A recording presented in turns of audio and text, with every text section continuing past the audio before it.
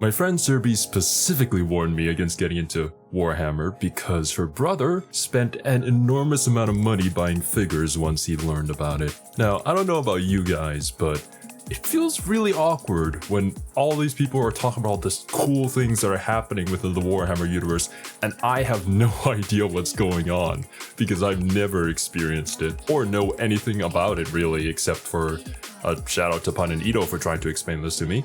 But I think orcs are like supposed to be super OP or something because they can like imagine or dream things. I don't know. I know that there's a lot of really good music behind it and the lore is just incredibly deep. So now I'm here today to learn more about it from our friend Bricky over here, who is lovingly staring into the depths of my soul. As usual, the link to the original video will always be at the top of the description, so please go and support Bricky. I don't know much about the community, but I believe that Bricky is usually cited as one of the largest influences in bringing people into that community, so thank you very much, Bricky, for making these videos. And finally, if you're new here, my name is Zero, and I like to pause during reaction videos because I want to give my thoughts and not just have it be the entire original video played over. So apologies if you find that annoying, and sometimes I might just look down in order to write down notes because I feel like I might need them for this one. Without further ado, let's just get right into it. As someone who doesn't necessarily serve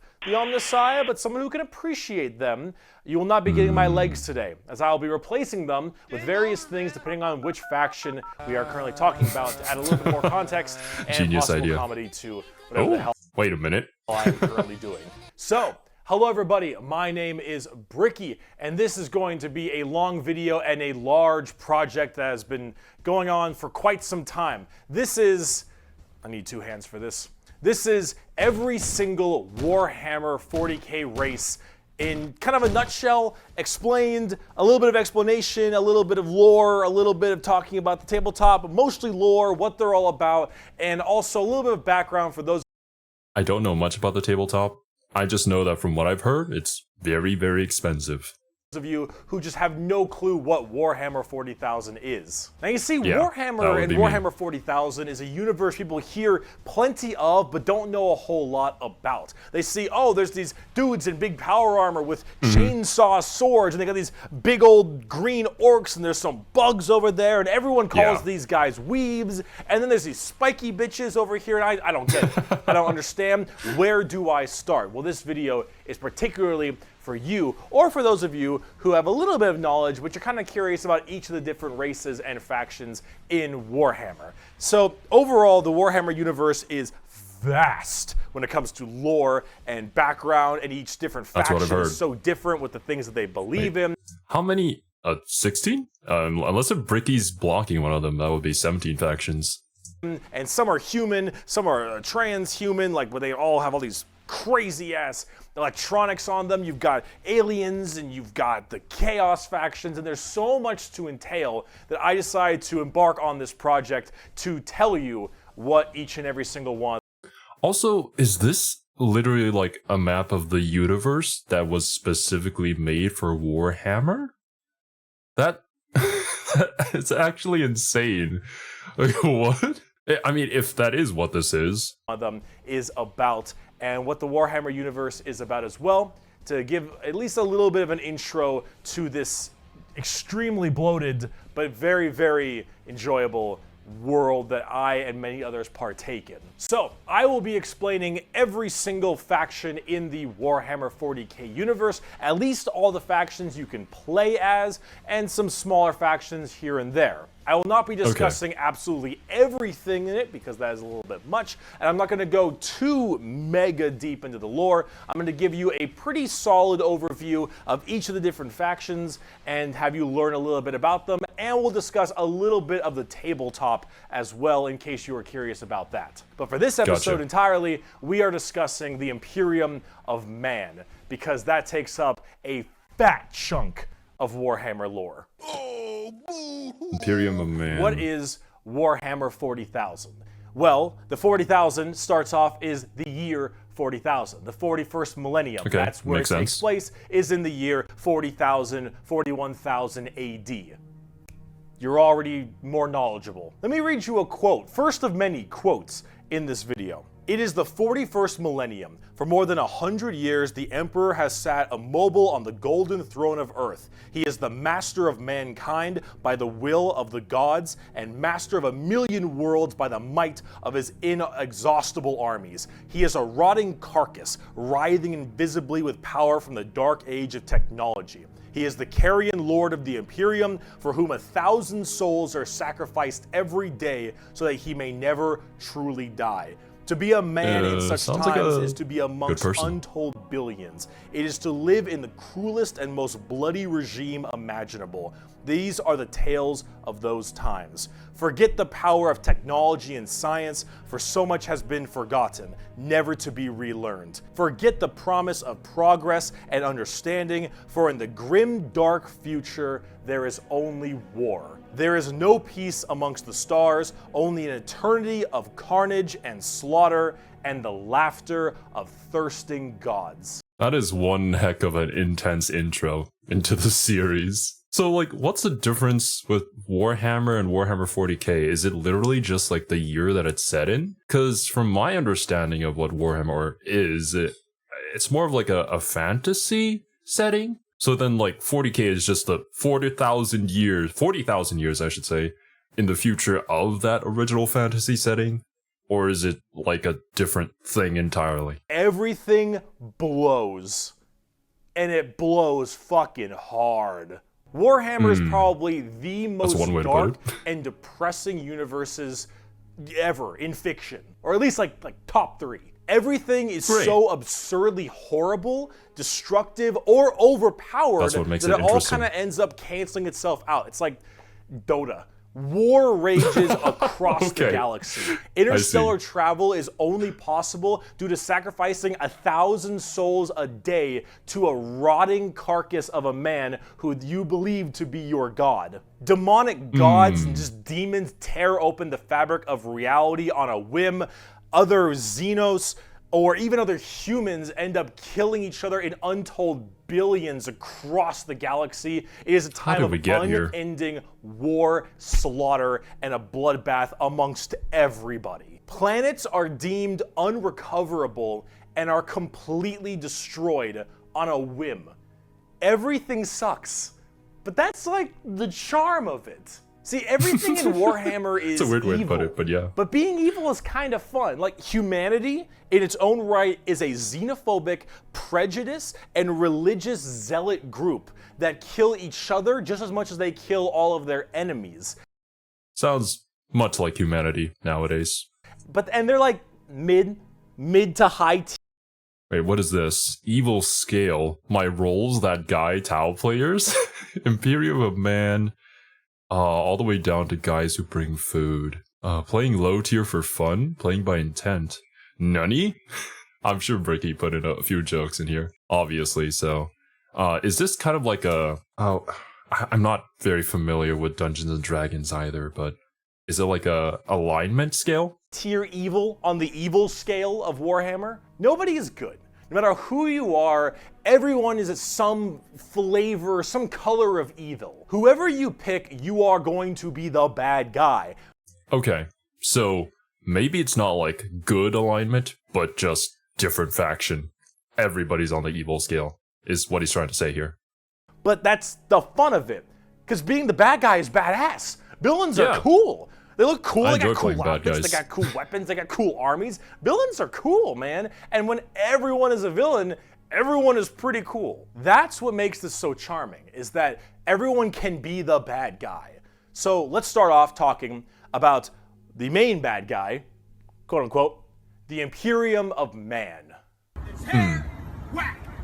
Horus Heresy. The Imperium of Man is the main empire of the human race. All of humanity is under this one flag called the Imperium. And about 10,000 years ago, there was a man. He was the Emperor of mankind, a 10-foot-tall psychic demigod who led humanity across the stars to colonize tons and tons of worlds, create superhuman soldiers, and really bring humanity into a new age. This man, the Emperor of Mankind, was a Psyker. And a Psyker is like a magician of sorts.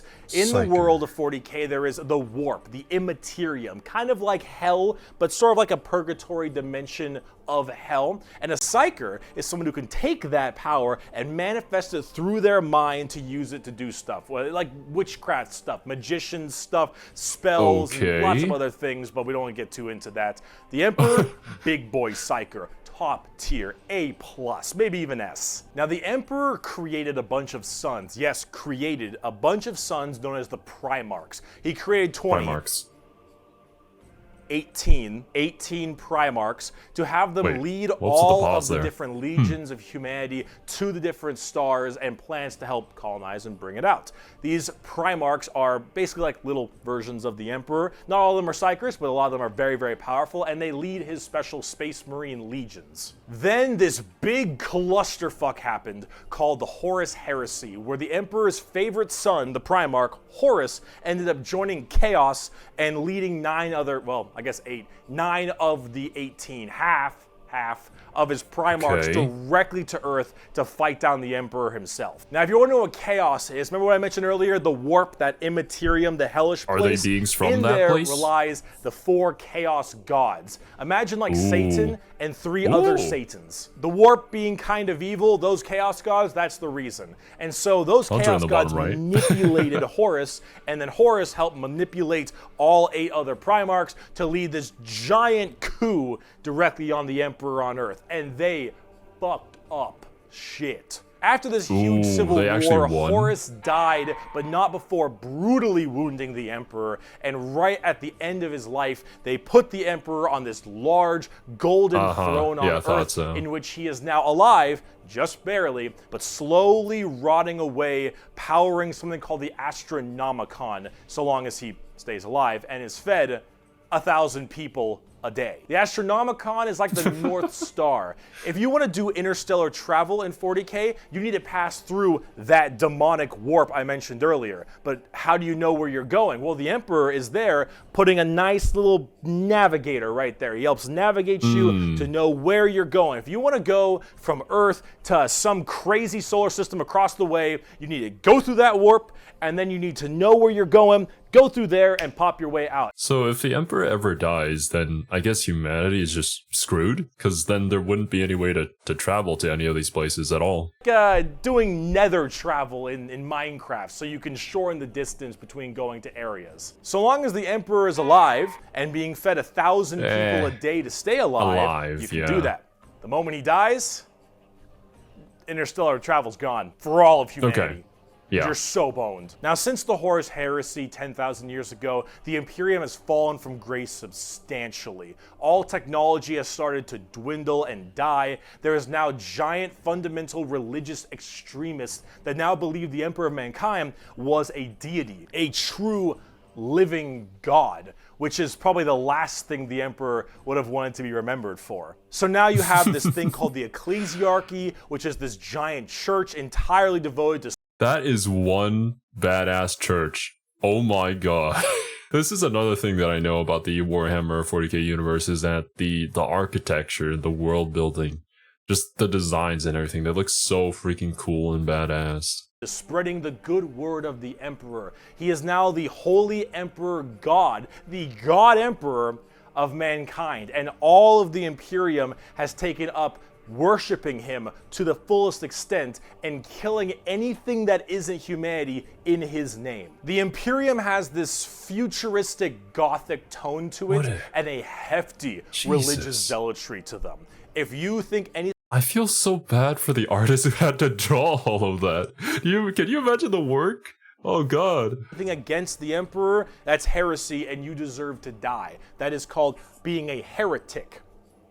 Heretics die in 40k. There is no such thing as freedom of religion. There is no such thing as freedom of speech, so long as you are against the Emperor. There is no such thing as any kind of tolerance. Everyone is a religious zealot. Some more than others, but no matter what, you're preaching that good word. So right now, everyone in humanity is trying to expand their empire across the stars. If you are a heretic, someone who doesn't believe in the Emperor, you are deserving of death. If you believe in the Chaos Get Gods, sacrificed. you are also a heretic and you deserve death. If you are an alien race of any kind, you are a filthy Xenos and you deserve death as well. So long as the murder continues and humanity expands, the Imperium of Man is very, very happy.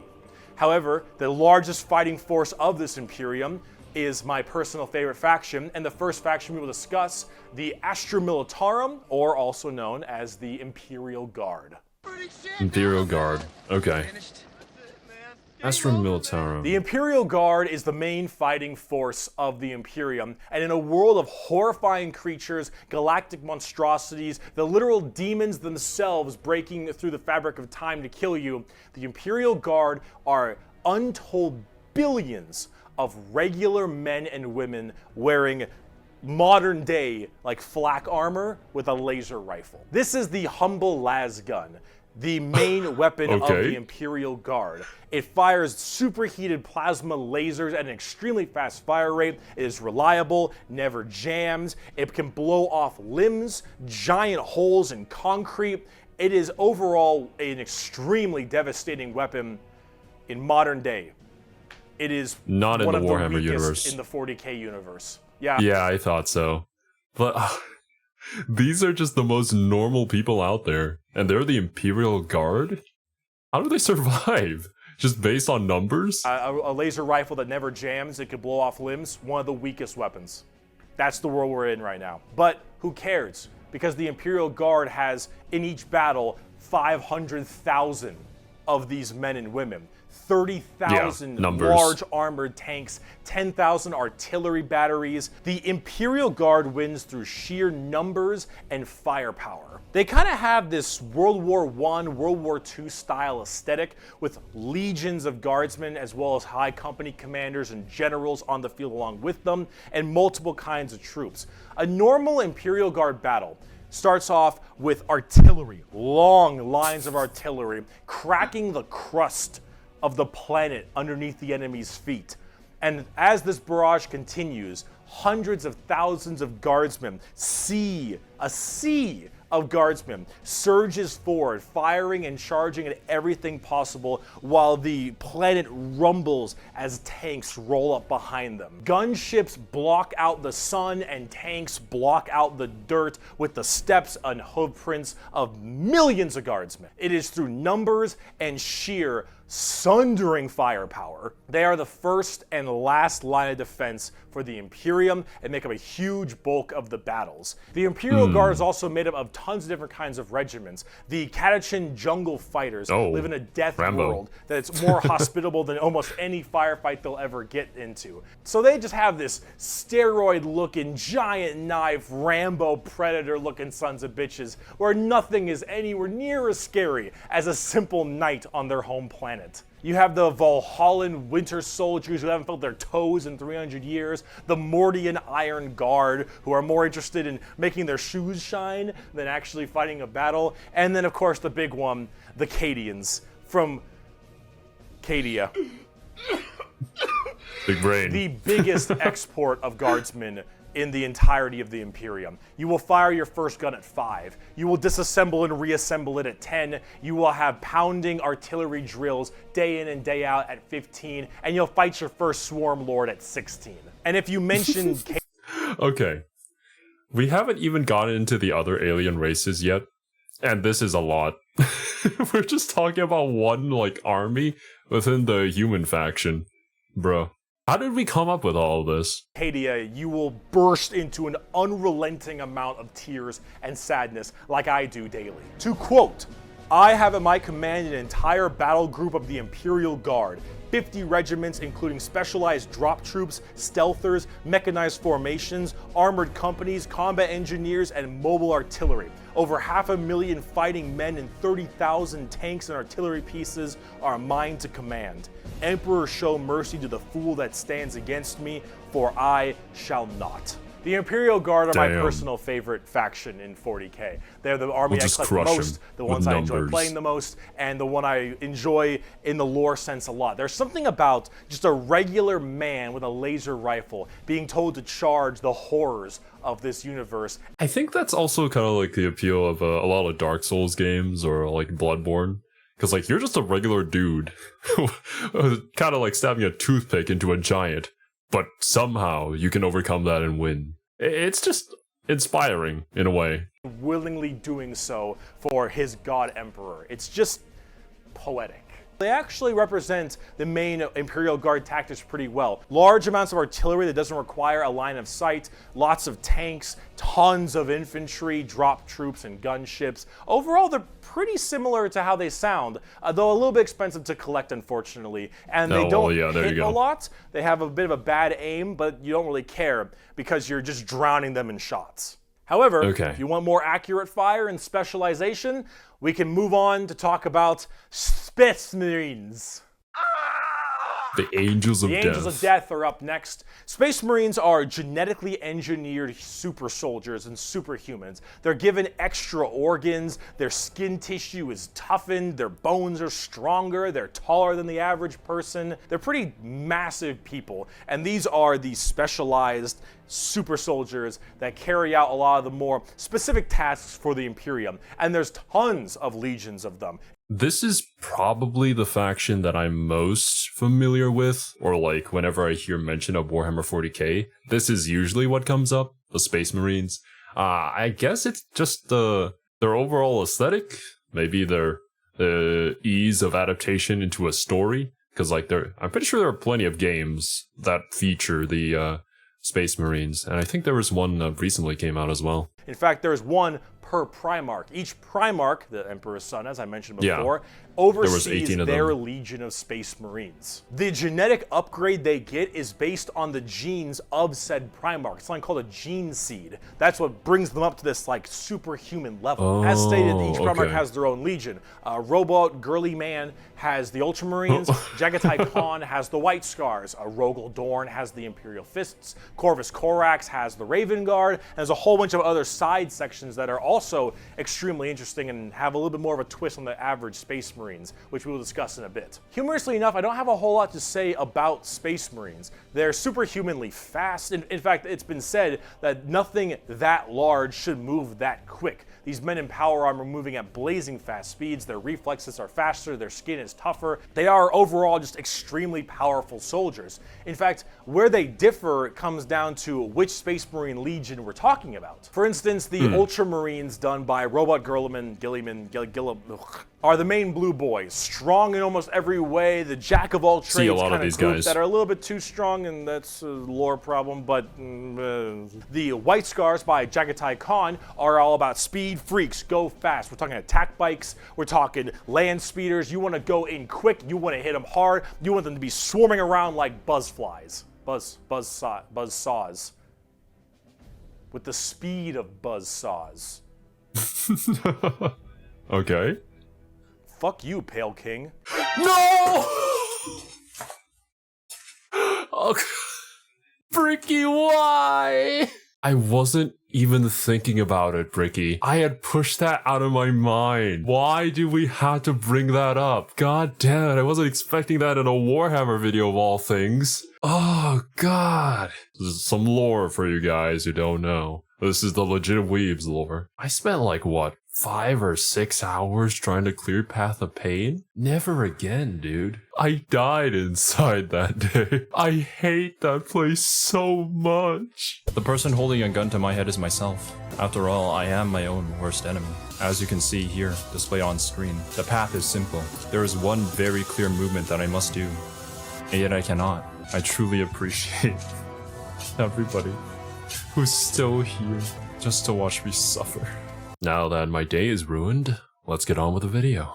Salamanders love fire. Fire in the forge, fire in battle. Flamers, melta-guns, multi-meltas. Makes sense. Just so long as something can be burning, that's big. And they're also actually some of the nicest of the Space Marines. A lot of Space Marines have this kind of like holier-than-thou thing because of their genetic strength. However, the Salamanders tend to put human lives above the lives of themselves, which is actually rather rare. They're also all black. but not like just regular black, like 2 a.m. line at a White Castle black. Like they have a charcoal, dark, ashy exterior and blazing red eyes. Apparently something about living on their home planet of Nocturne, which I don't know if that makes much sense, but who cares? This is like fantasy land anyway. Overall, salamanders are actually one of my personal favorite legions because they're just really cool. They're fun to play as because of all their flamer weapons, and they have a nice, like, more heartwarming lore as opposed to being super evil like everyone else is. Oh my god, we're not even a quarter of the way through the Space Marine legions. Imperial Fists believe in the power of the siege and defensive positions. Raven Guards, master of stealth and sabotage while having bird helmets. Iron Hands, masters of machines and vehicles while being really goddamn good at being sold on eBay after one nerf. Space Wolves, Vikings and wolves and tons of wolves and axes, battle axes, fur everywhere. Space Wolves, angry, big teeth, Blood Angels, the genetic defect to make them want to drink blood and go crazy, called the Red Thirst. They have Cupid wings and stuff, which is a little bit strange, and they are all super gay for Sanguinius. Dark Angels are old school knights and inner circle theme and... Are you a heretic? Me? No, never. Once in a blue moon, I know. Deathwatch, a fancy anti-Xenos group that nobody plays because Deathwatch, and they look cool though, but no one plays them. I don't know about Deathwatch. They're there though. Black Templars, for the people who, if you haven't prayed at least 3 times a day, you're gonna start praying out that airlock, and I'm sure there's some other chapters I may have missed as well, like Crimson Fists and stuff, but those are the main ones right here. That's a lot. From the Emperor himself.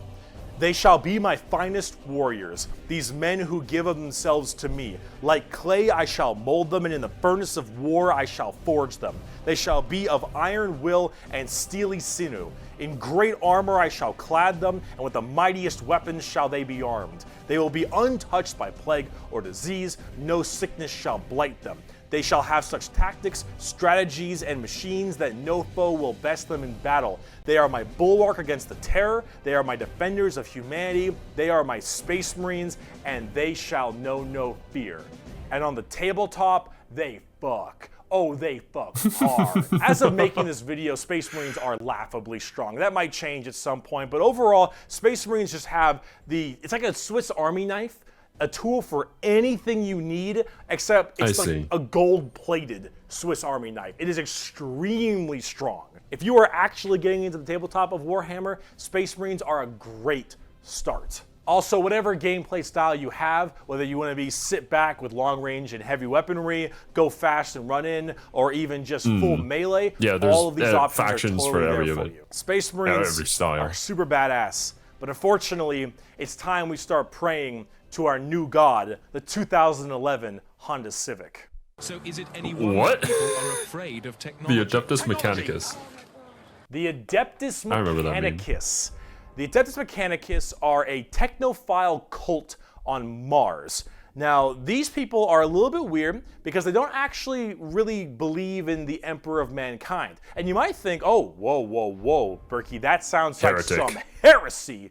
I know, right? A little bit. They believe in the Emperor, they believe in his power, but they don't pray to him. They pray to something called the Omnissiah. And the Omnissiah is this kind of machine god that they believe... This reminds me of a particular faction from the SCP universe, actually. He permeates in all machines. And if you think, well, wait a minute, they believe in a different god as well? That sounds like super heresy. Well, yes-ish, but they also make all your guns, and they make all your tanks, and they make everything that you have. Well, we'll be a little lenient about that. You can't really tell them to fuck off. Yeah. Because you're not gonna win nothing if you don't got stuff to shoot people with. See, this is actually like really smart writing. Like with how many factions there are within the universe, if you want to give somebody like a different motivation after like proclaiming that everybody who doesn't believe in the god should die, right? Then putting them in that position just makes it a perfect excuse to make them something different than everybody else. Their Omnissiah at least makes sense from their standpoint. They believe it to be a deity that permeates through all machines. Your Honda Civic, your standard bolt gun, your Dune Strider Walker, your giant mechs, your huge ships. The Omnissiah is present through all. And the only reason your stuff works is because the machine's spirit Allows in it. Says it works. If you want your gun to work, your tank to run, you must pray to God. it. And I mean full stop. You need to start chanting in high Gothic. You need to burn incense. You need to sit on your knees and pray to that car. You need to rub oil on your robes. And you need to go, ahomina, homina, homina, homina, homina, homina. Full stop. If you want your damn thing to work, if you want your gun to fire, you need to do that. They are very bizarre, and they actually have a bit of a point because it's obviously working. And if you look at them, I don't know how that works. So they obviously know something about what they're doing. The most notable member of the Adeptus Mechanicus is Archmagos, whatever, Belisarius Call. Look at this dude. Look at this dude. Literal bug. This Metal is the group bug. we're talking about. These are these weirdos. Here. Doc The Ock. Omnissiah Creed. The credo, Omnissiah. There is no truth in flesh, only betrayal. There is no strength in flesh, only weakness. There is no constancy in flesh, only decay. There is no certainty in flesh, but death. Flesh is weakness, flesh is death. The Omnissiah is the god of the machines, and if you wish to be whole, if you wish to be holy, if you wish to give unto him, you must saw down your limbs and remove your organs and replace them with mechanical parts, because that is what he wants, and that is how you will become enlightened. Hard technophiles mixed with religious extremism. Adeptus Mechanicus. Now, for their army side of things, they are with the Scutari. The Scutari operate with very bizarre weaponry and lots of different kinds of vehicles, tanks, and different people in between. They're very weird, but they have extremely wacky and enjoyable, and in fact quite effective, both in the real game and in the lore, weaponry and gear. Overall, as an army on the tabletop, they're very weird and have a whole bunch of different shenanigans, but if you like kind of that quirky, wacky techno thing, I'd give them a pickup. Hell, they're so paranoid. I gotta keep going. They're so paranoid and crazy. These Dune Striders you see right here, one guy was able to make them work. One guy, and he died. And they're so scared they'll never work again that they keep them on and they never turn them off, and they run around in a circle the whole time until they need them, and then they corral it and they go into battle. What? Yep. Okay. They are praying to like a god of machines, essentially, so I'm pretty sure they don't really know how any of their things work, but it just works. So don't fix something that already works. The Adeptus Mechanicus. Now, if you want to talk about faith, though, let's talk about the Sisters of Battle. A simp has fallen for an e-girl in Lego City. The Sisters of Battle of the Adeptus Sororitas, if that's how I pronounce it correctly, is an all-female group of battle sisters. Okay, now this was kind of like what I was wondering. Like, I haven't seen a single woman. But here, finally, I guess they're in their own faction. Or maybe it's just that in the other factions, they're not really part of the army, which is basically the focus of any images we see from the Warhammer universe, right? Through the ecclesiarchy section of the Imperium. The ecclesiarchy is, of course, the church. This is, imagine a private army of the church, which is scary, and it is. Yeah. The sisters are an extremely zealotous force, and they take this to a full extreme. They believe in three main things: faith, martyrdom, and fire. Through the Bolter, the Flamer, and the Melta, the Sisters of Battle are extremely potent at taking out chaos and heretics. Mainly heretics, because as they are a fighting section of the Ecclesiarchy Church, that's the big thing they want to kill. Any form of heretic will face the Emperor's justice through those three main weapons, the Bolter, the Flamer, and the Melta, and they will do so with extreme prejudice.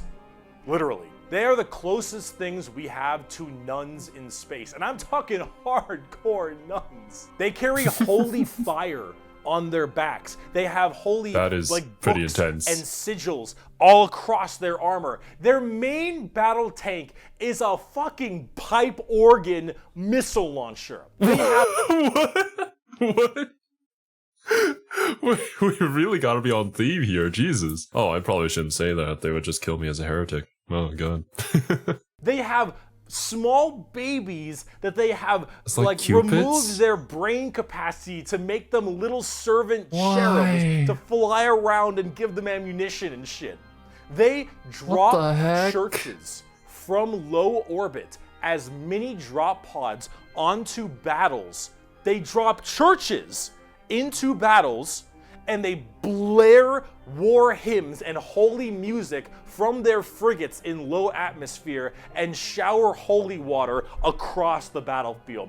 Oh These my are the God. people you are dealing with, and they're fucking awesome. They can literally stave off demons on the tabletop because their faith is that strong. Remember the warp, the demons from the warp? Well, the warp also manifests in your mind. All of your emotions, negative and positive, go through the warp. It's the immaterium, the place of all things. So if you are that mentally fortified, that mentally strong, you can stave off horrifying demons. And all these girls, oh, not a crack. Not a crack in that mental armor. Now, as much as a meme as they are, and as much as their models look a lot like Ongo Gabloglian, yeah, which I can't unsee anymore, I gotta say, I love their design. I think they're extremely cool. They're another army that I'm currently collecting. They just released a whole new line of figures very recently, and they look wonderful. Everything from Celestine, the living, literally undying saint, from the triumph of Saint Catherine, which is literally a funeral Super on procession theme. as a model, those organ tanks I mentioned earlier. This shit is the most over-the-top badassery in a lot of the Warhammer universe, and goddamn it is it over the top. But Sisters of Battle are so cool.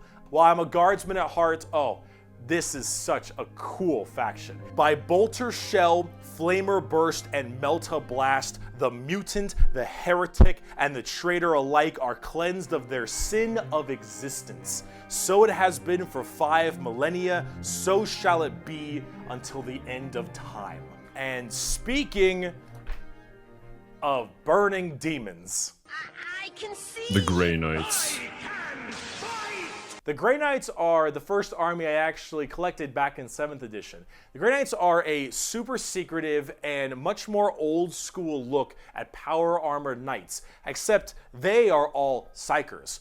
All of them have that crazy space magic magician shit. For every 100,000 guardsmen, there's 1 Grey Knight. For every 10,000 Sisters of Battle, there's 1 Grey Knight. For every 1,000 Space Marines, there's 1 Grey Knight. Grey Knights are the strongest They're just that of powerful. the strong, both in mental will and absolute just strength. These are Space Marines that are all high-level psychers. All of them That's able pretty to cool. specifically do one goal, and that is kill demons. The Emperor believed that the demons of chaos were the #1 threat to the Imperium, and he probably is right. However, this group is entirely based on doing that through a myriad of tactics. Coming from the planet, or I guess the moon, of Titan in the Sol system, the Grey Knights are thrown through extremely rigorous training and are as clear of mind and soul as they possibly can be. Since the demons of the warp are the warp and your mind projects to the warp, people can go insane very fast, especially lower level psychers. These Grey Knights need to be able to harness the warp in the presence of demons and stay perfectly sane. One of their characters, one of my favorite characters, is named Castellan Crow. He has a demon blade, the black blade of Mahamahama, and he has to have it on What him is that name? because it tempts everyone nearby, constantly beckoning them. Use my power, use my strength, suck my penis. What? Whatever the possibility. And so he has to keep it on him all the time as this thing whispers to him, consistently, and he has to stave it off forever, being alone in his chambers or on the battlefield, because anyone who gets too close to it might be tempted a little too hard. I actually love this theme. I am so tempted that someday, once I get a computer upgrade and if I can get my friends to play BG3, dude, I really want to play like Dark Side Paladin. It's just that line of like being good guy and constantly tempted by evil. I'm guessing like the main difference between this and the sisters from the previous faction is that they like completely shut it out from their minds and then like they remain pure, right? But these guys, they always constantly are on the line. At any point, they could go to the dark side. But they must resist it in order to have this immense amount of power of being like a psyker. Yeah, I like this a lot. That pure of heart and mind, and all the characters in the Grey Knights are basically like that. The only issue is that Grey Knights have a scorched earth policy, more ways than one. If they're fighting demons, demons corrupt and make people crazy. So if I'm so a they just kill everybody? And I'm fighting demons, and the Grey Knights arrive, and they kill all the demons, I'm a risk. So guess who's not making it out of there? On the tabletop, they're very strike fast, strike hard kind of people. They teleport all around the place. They are fast strike groups. Small amounts of models because they're so dang strong. You only have so many characters, but with it, you get in there, you're very tough, very tanky, you hit really hard, and you try to bounce around the battlefield quickly, but you don't have numbers, and so every dead Grey Knight hits really damn hard. They're fun, though, if you like that kind of fast-striking kind of army. Oh, and also, Kaldor Drago is a thing. We're not even going to get into Kaldor Drago. All right, that is, oh this man has a book on his shoulder. I am the hammer. I am the mail about his fist. I am the spear in his hand. Though we are lost, I am the shield on his arm. I am the flight of his arrows. I am the hammer. I am the sword. I am the shield. I am a soldier at the battle at the end of time. Grey Knight. So far, definitely my favorite faction. They're pretty hardcore. They are as holy as you can get for a Space Marine. If you like Space Marines and you want to, you don't think they're holy enough, you want to be holier, Grey Knights. Now, if you want to be holier and big, let's talk Imperial Knights. Ooh, Imperial Knights. Do Okay, you like let's see. gigantic walkers the size of homes or medium-sized buildings? Do you want to kill heretics, but you want to kill like 40 of them per turn? Do you want a gigantic old-school knight noble house style of walkers with giant chainsaw arms? Then you got Imperial Knights. Imperial Knights, it's not a whole lot to talk about them because they're just gigantic walkers, but they have this old school like house feel to them, like literally like they're houses. Each Imperial Knight comes from a house, and each of them act in their own special way. These behemoth of walkers also destroy almost everything in their path, killing full swaths of squads in a couple shots, stepping on legions of troops. Like, these things do not mess around. And they look so cool. Imperial Knights and Chaos Knights, actually, for that matter, don't have a whole lot to discuss. They're just super big, they're just heavy the counterpart. walkers, and they look different depending on your house or Chaos God you currently believe in. And overall, these things are just really cool if you want to murder everything in your path. They're the big, scary, big unit of Warhammer, and if you want to collect them, go to town. They make for a great painting project, too. Getting more back down to earth, let's talk something about a little bit different, a little more gold. If guardsmen are regular soldiers, Space Marines are super soldiers, Grey Knights are super soldiers, the Adeptuscustodies are super soldiers cubed. The Adeptuscustodies are the third major army I own. I know, 3 armies. I know, I got carried away, okay? But that's all. I only have 3, okay? Yeah, right. They are our final brand of Space Marines, but these ones are super special.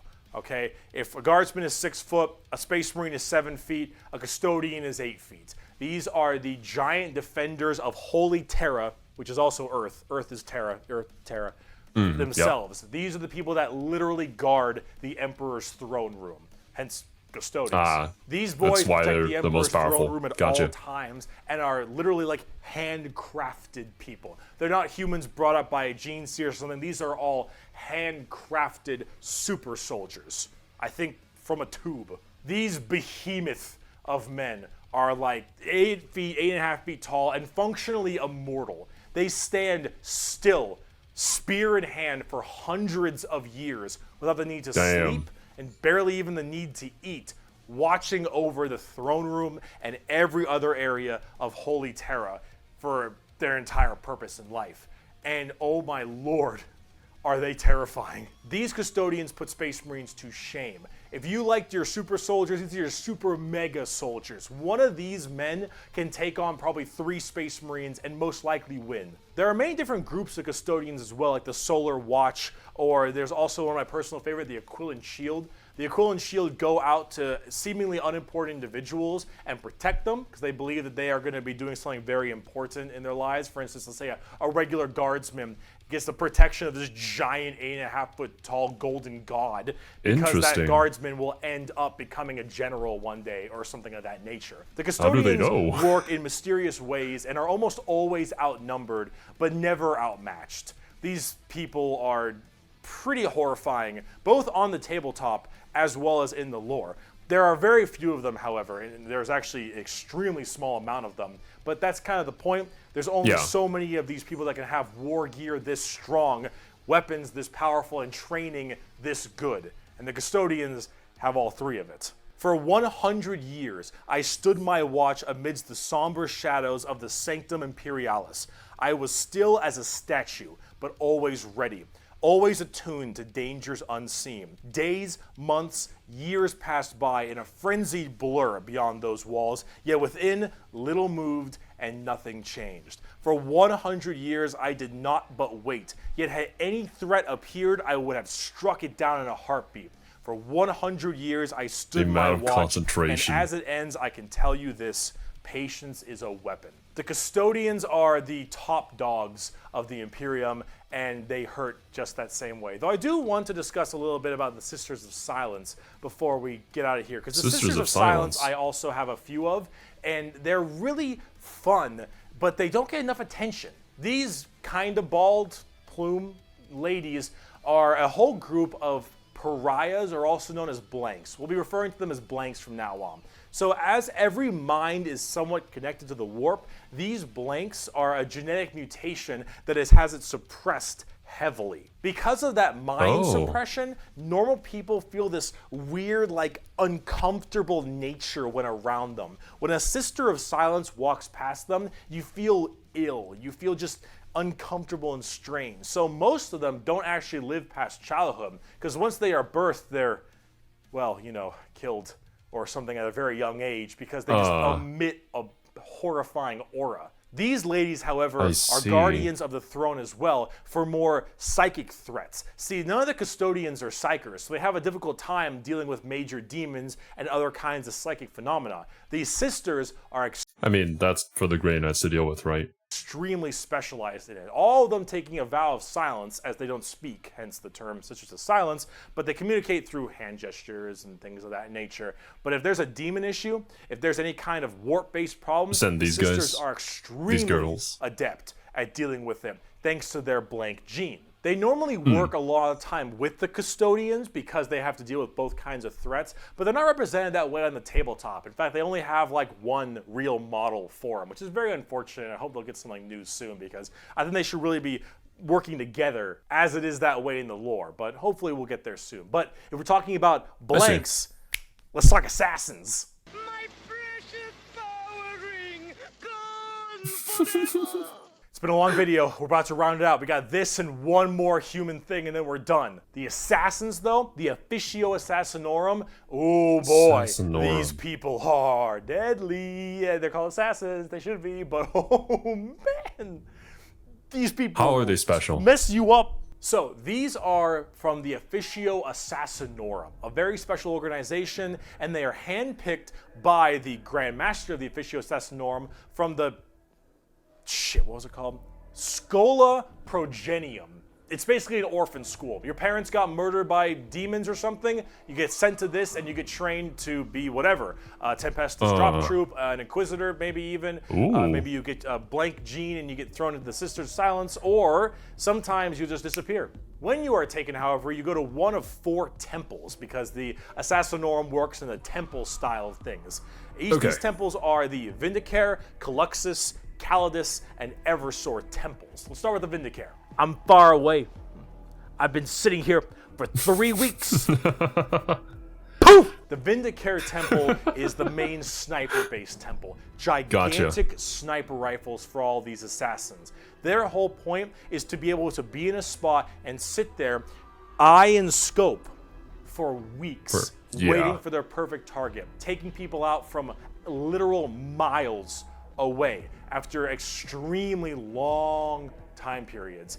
The Vindicare temple is about precise, perfect aim. There have been reports of Vindicares being able to single out particular body parts from over 2-3 miles away. Temples in the head, the jugular, for instance, and been sitting there after weeks. And when they're ready, take that shot, time is done, packs them up. Leave. The Calidus temple, however, is a lot more about shape-shifting and deviant art. It's mostly a female-based one, or at least it seems to be, and this allows a lot of body augmentation for certain individuals to be able to kind of transmorph themselves and infiltrate areas that are problems. These assassins will end up taking missions that take them years, 2-3 years, to infiltrate a heretical group and slowly work their way up, just to get enough time to put a bullet into the main target's head and then escape unharmed. Or become the main target and sabotage it from within.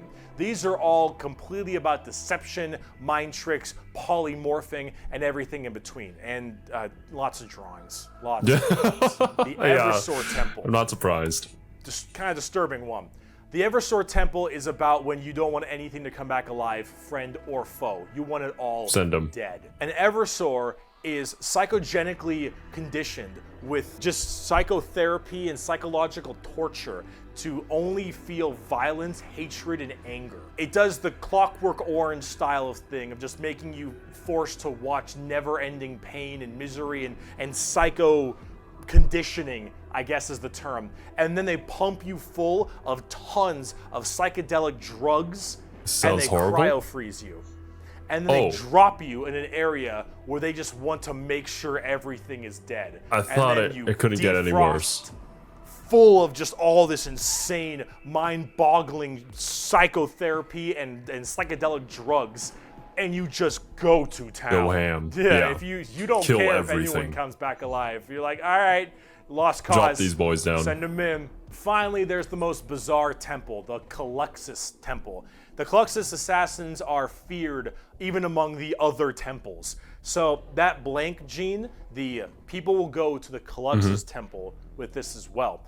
And this is where they can harness that to be massively anti-psyker or even just anti-regular people. They're seen with extreme fear and distrust among many, many people. They are described by the Eldar by quote as being pure evil. Imagine that uncomfortable feeling from that blank gene I mentioned, and then imagine them being taught and given equipment to amplify it by 100. If normally regular people feel uncomfortable, now they are basically akin to being a siren wailing directly in your ear. And if you're a psyker, no. The sheer presence of a Caluxus assassin is enough for you to tear your skin off. You will rather gouge your eyes out and rip your nails off than even being near this person. The Caluxus assassin is when you want psychers to literally lose their minds, and they will go on their knees and ask you to gun them down because it is a suitable choice over being anywhere near you. The motto of that temple is,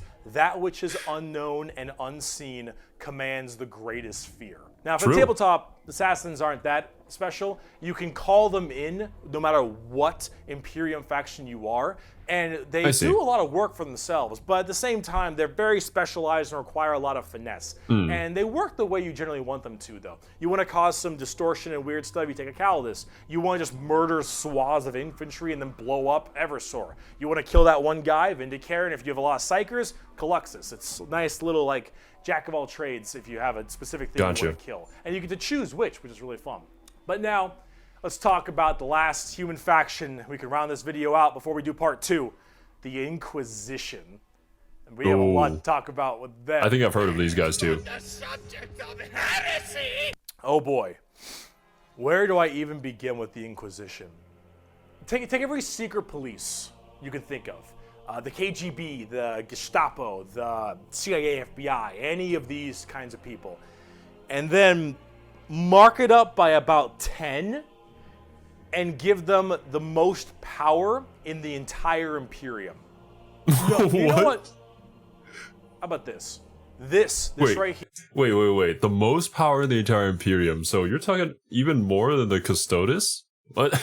The guys in golden armor who literally protect the Emperor? Nani? It's not just a quote. This is the Imperial motto.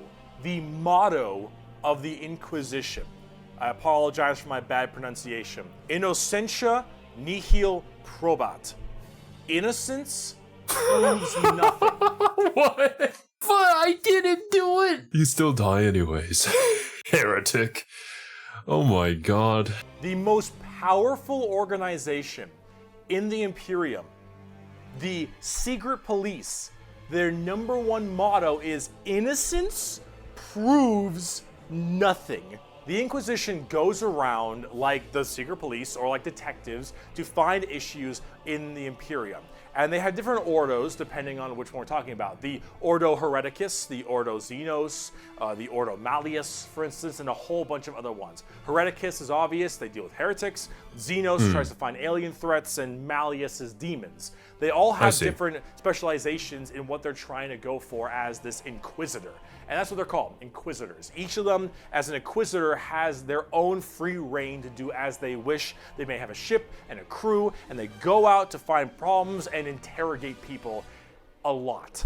They are above the law in every department. Terrifying if they over dock. Space Marines. Now, the Space Marines might argue against them and stuff, and there might be a lot of blowback, but technically they are above them as Inquisitors. They are looking to investigate and figure out coups and cults and demonic incursions and possible Xenos issues like gene stealers or a new threat coming into an area. They're about learning that stuff and actually doing detective work. And memes aside, they're pretty good at it. The Inquisition having all of this power does make them a little bit power hungry and frantic sometimes.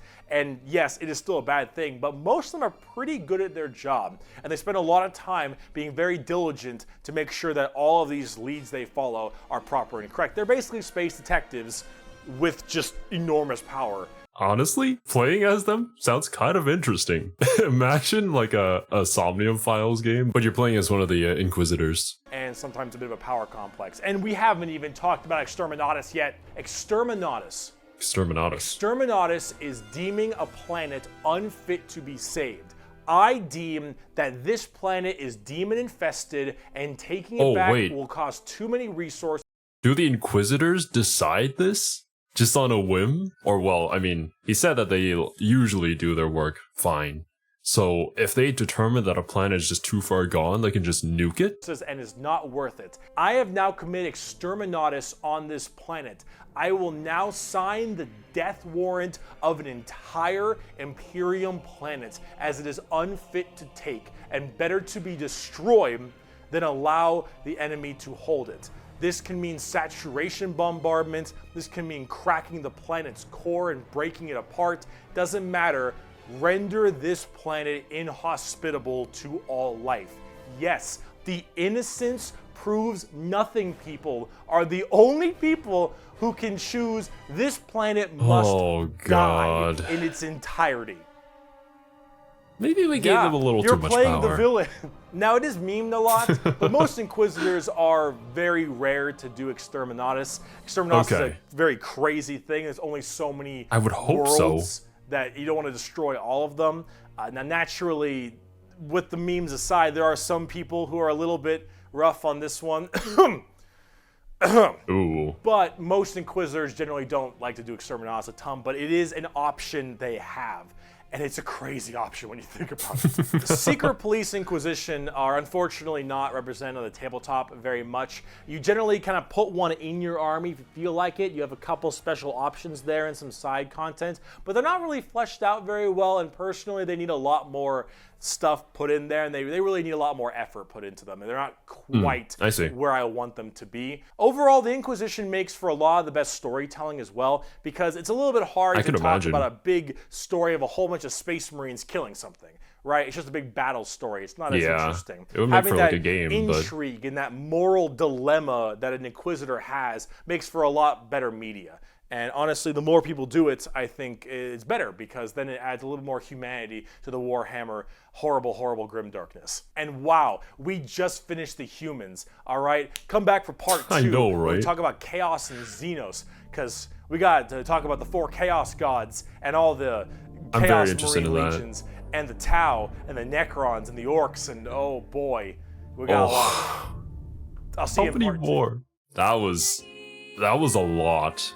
It was incredible. We literally spent an entire hour just going through like different human factions. We haven't even gotten to like probably like 1/18 of the entire like other factions. Actually, I think on the first page there was like 17 factions in total. But I mean, there's all these sub factions and they all do different things and they all have their own specializations and ways that they come about, and you know, just it's so much, and yet somehow they're all able to fit into the same universe, and it makes sense how they all fit into the same universe. One thing that really stood out to me in this video was when Bricky took a moment to read like actual descriptions or things that are the motto of the particular factions, things that people say. The writing is very, very intense. It's very descriptive, and it really brings to mind like what that faction is about, what their goals are, what their motivation is. I've seen a lot of good writing and a lot of bad writing,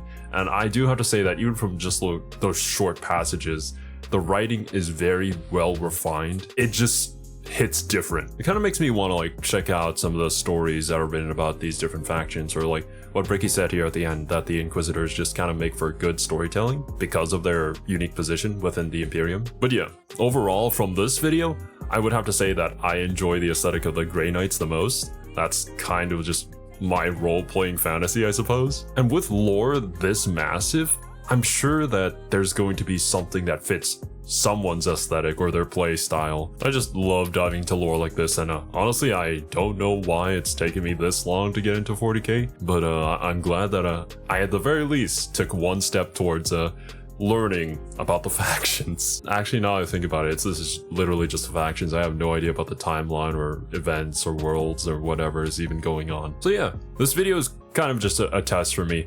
I have no idea whether anybody is interested in watching these reactions, but if you do, please let me know by leaving a like and subscribing. If the video does well, then I'll definitely check out the other parts, or if not, then I'll do that privately. If you're interested in hanging out with us, we do live stream here on the YouTube channel, and if you want to support us, we have a Patreon and a membership. Gotta be a good YouTuber and say all the YouTuber things. So thank you very much for watching.